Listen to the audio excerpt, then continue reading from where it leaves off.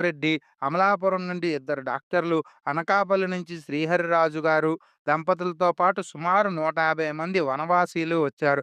విశాఖపట్నం నుండి వేలాది మంది కదిలి వచ్చారు. స్వామి నరేంద్ర, సాధు సంతులు, సంఘ అధికారులు, భారతీయ జనతా పార్టీ అధికారులు డిసెంబర్ 6న కరసేవకులందరూ సరయూ నదిలో స్నానం చేసి ఉపవాస దీక్షలో తలా గుప్పెడు ఇసుకను మూట కట్టుకొని తెచ్చారు. గుడి దగ్గరకు తలా ఒక గోతి తీసుకొని ఇసుక పొయ్యమని చెప్పారు. వివాదాస్పద స్థలంలోకి జనాలు వెళ్లకుండా ఉండేందుకు ఇనుప గొట్టాలతో కంచెను ఏర్పాటు చేసింది ప్రభుత్వం. ఉదయం 10 గంటలకు కరసేవ మొదలైంది.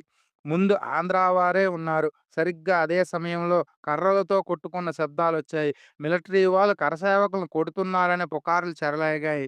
దీంతో కరసేవకులు ఇనప గొట్టాలను విరగ్గొట్టి లోపలికి వెళ్లారు. ఈ గొట్టాల మోత ఎక్కువైంది. ఆ తర్వాత కరసేవకుల ధాటిని తట్టుకోలేక మిలిటరీ వాళ్ళు వెళ్ళిపోయారు.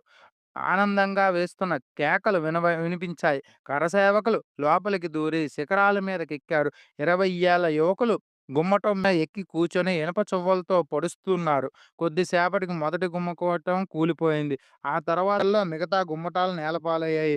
ఆ ప్రాంతమంతా దుమ్ము ధూళి పేరుకుపోయింది. ఆ రోజు అయోధ్యలో కొవ్వొత్తులు వెలిగించి దీపావళి పండుగ జరిపారు. అదే స్థలంలో సాయంత్రం రామ్‌లల్లా విగ్రహాన్ని ప్రజాపతి పీఠాధిపతి చేశారు. ఇది నా అనుభవంలో కొన్ని మాత్రమే. ఇంకా బోలెడున్నాయి.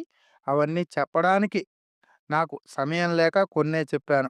అంటూ ఆయన తన యొక్క ప్రసంగాన్ని